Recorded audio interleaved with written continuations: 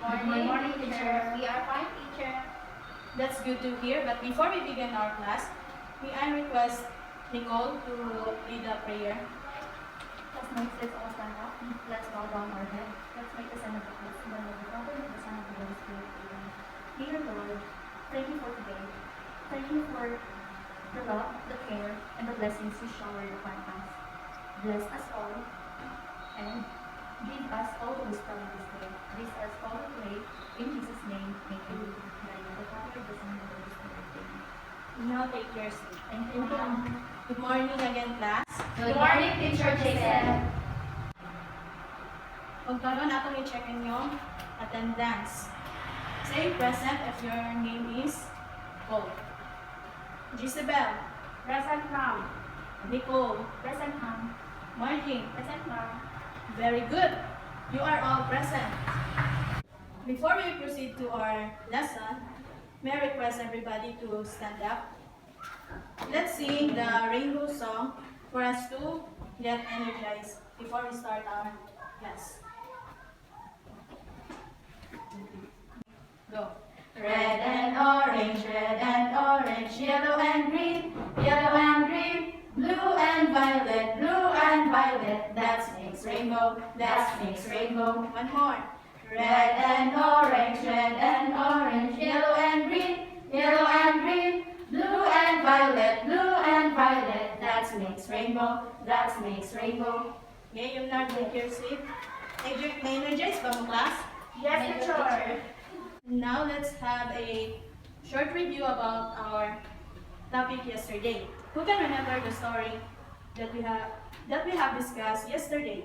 Teacher, Yes, Jezebel. the foolish lion, teacher. Thank you, Jezebel. And what was the moral of the story? Teacher, Yes, Margie. the moral lesson of the story is first think and then act accordingly. Thank you, Margie. As we all know that lion is a dangerous animal, right? Yes, teacher. And ang lion po is isog o busgan. So, as a person, we are going to decide in our life and we have to think first and analyze, like what Margie said, that we should think first and then act accordingly. If the thing can cause good or bad in our decision. Let's proceed, class. I want you to get your art materials, and I have here a coloring sheet, and this is our first activity for today. Teacher, wala kang art material. Naya ko na bigyan ng mga pula. Thank you, ma'am. Margie. Thank you very much, teacher. Thank you.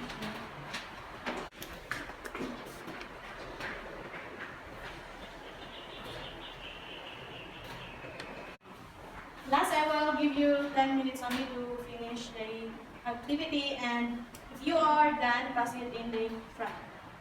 Okay, ma'am. Teacher lang, teacher. Very good, Margie.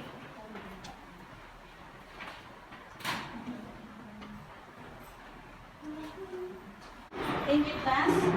I can see that all of you have a good output. And now, what can you say about the activity? Teacher. Yes, Nicole? Our activity today is very colorful. Nagamit ako daghan ng mga colorful art materials. And it is very interesting. Thank you, Nicole. Now, our story is all about all the colors of the rainbow. And ang atong activity kanina is related to sa atong topic today. Ipakita sa inyo ang video and ano siya itong story for today.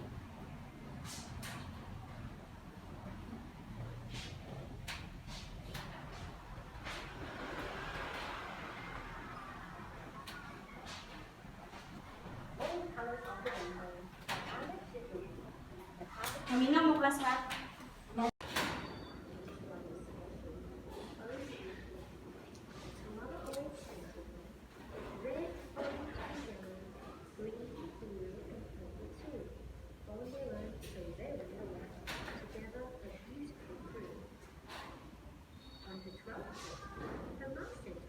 Colors of the Rainbow by Marlet Schifferohr at Harvard College Children's Stories.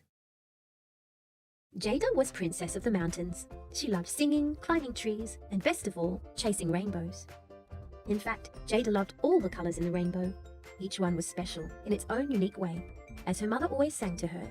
Red, orange and yellow, green, blue and purple too, on their own so very mellow, together a beautiful crew. On her 12th birthday, her mum sent her to visit her grandmother Liz. Granny Liz was very old, very wise, and lived alone on the very highest peak on the entire mountain. It took a whole day to get to Granny Liz's house, but Jada was determined. Jada climbed and climbed and climbed, until finally she saw a small hut. She went inside, where her grandmother was waiting for her. Jada, Granny Liz said, "Take a seat, my child. Do you know why you're here?" Jada shook her head. It's a mountain tradition for the princess's grandmother to knit her a garment of clothing on her 12th birthday, in her favorite color. My mother did it for your mother, and one day your mother will do it for your daughter, and so on and so forth. Do you understand? Jada nodded. She had grown up hearing stories about this tradition from her mother, and knew this day would someday come. Grandma Liz pointed outside of the window, gesturing to the beautiful green trees surrounding their village. Come spring, all the flowers on our mountain will bloom the chosen color. Each color has a special meaning, and will determine our village's fortune for years to come. It is supremely important. Jada's eyes widened. I have decided to knit you a skirt this year, Grandma Liz continued. What color skirt would you like to have, child? Think carefully, for this color will seal our village's fate until the next one is picked. Jada gulped. She knew this decision was important, but there was one small problem. Jada took a deep breath, looked deep inside of herself, and mustered up the courage to ask resolutely, Grandma Liz, how could I possibly pick just one? I love all the colors in the rainbow. Red is fiery and confident, like the perpetual flames of the sun in the sky. It's bold and loud, and gives me the courage to speak up and say my truth. Red is the color of love, luck, and passion. When I wear red, I feel like I'm on top of the world. Orange makes me feel warm, cozy, and comfortable, like I'm basking in the warm sun on a slow summer's day. It makes me think of orange juice for breakfast, and the sweet stickiness of a melting orange popsicle in the heat. When I wear orange, I feel like I'm right at home. Yellow is pure, unfiltered, unbridled fun. Yellow makes me think of running through a beautiful field of sunflowers, shouting with joy at the top of my lungs. Yellow makes me want to be a kid forever and ever. When I wear yellow, I feel like I'm the happiest girl in the world. Green reminds me to pause, take a step to breathe and smell the flowers. It makes me more thoughtful and mindful of my surroundings. The earth, nature, everything around us that sustains the beautiful life in this world is green. When I wear green, I become a better person. Blue is calm, elegant and poised. It is quiet but strong, forgiving but firm. Blue is the colour of powerful ocean waves, as well as the serene blue sky that surrounds us every day of our lives. Blue is the colour of life-giving, thirst-quenching water. When I wear blue, I feel in control. Purple gives me wisdom. It is the colour of royalty and nobility of old, embodying the luxurious, ambitious and wealthy. It is a dignified colour, weaved into rich robes, draped over the ancients and imbued with sweet wine and grapes they dined on. When I wear purple, I feel like a true princess. And that is why, Jada finished, I can't possibly choose a favourite colour, Grandma Liz. Grandma Liz sat and thought. Jada, I wish I could help you, she said finally. But tradition is tradition. You can't possibly expect me to throw away 400 years of mountain culture. I'm sorry, Jada. Come back here next week to tell me your favourite colour, or I will be forced to make the choice for you. Jada's eyes welled up with tears as she fled Grandma Liz's hut. This wasn't fair. She knew her grandmother meant well, but how could she be so mean? Grandmother Liz sighed and looked outside over the mountain village as the rain cleared. I'm doing the right thing, aren't I? She muttered, wringing her hands worriedly. All of a sudden, Grandma Liz's eyes widened as she saw it. A rainbow! Grandma Liz gasped. I've been a fool, she cried. This changes everything. 1 week later, Jada returned to the foot of the highest peak on the mountain. She began her journey solemnly, and as she climbed and climbed and climbed, she thought and thought and thought very carefully. By the time she reached the top, Jada knew what she had to do, but she didn't like it one bit. Grandma Liz, Jada shouted, I've chosen my colour. She opened the door to her grandmother's hut. Come in, child, Grandma Liz's voice said. Grandma Liz, I've chosen...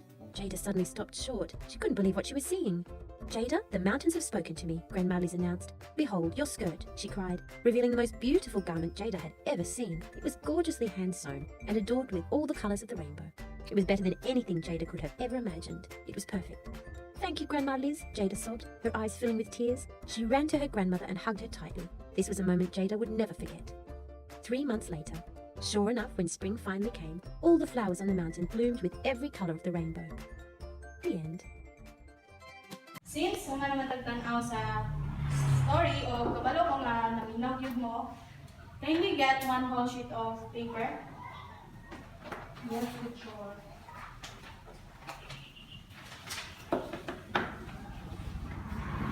Nanay, papilta na? I want you to write in your paper and describe the color of the rainbow and represent an object that symbolizes the color. Kasabot ba mo, class? Yes, teacher. Okay, I will give you a 10 minutes again to answer. The 10 minutes is over, so kindly pass your papers in the front. Thank you. As you watch and listen from the story, which is all the colors of the rainbow, how many colors of the rainbow is there? Teacher, Yes, Margie? ang color sa rainbow ay red, orange, yellow, blue, violet, and green. 96 ka color, teacher. Thank you, Margie. So, nabinog yung si Margie, no? Kapakan ito. Well, class, all of you, listen very well to the story. So, what is the title of the story again, class? All the colors of the rainbow. Very good. Since you are done watching and you already understand the story, kindly get one whole sheet of paper again for our last activity. Yes, teacher. In your paper, you will copy this one. This will draw a happy face if the statement is correct, and a sad face if the statement is wrong. Yes, teacher. Sabta na ba? Yes, teacher. Mo, class? Yes, teacher. Kindly pass it to the front.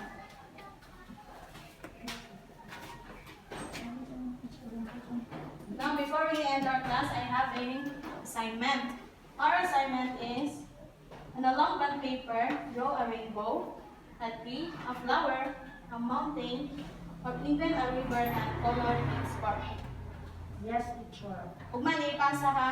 Okay, Yes. teacher. Huwag yasa rin ninyo para di ninyo malimtan.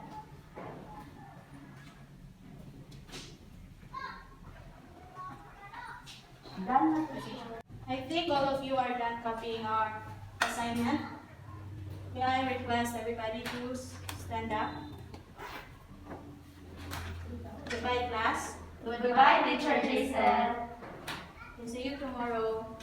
See you tomorrow, teacher. And it goes a little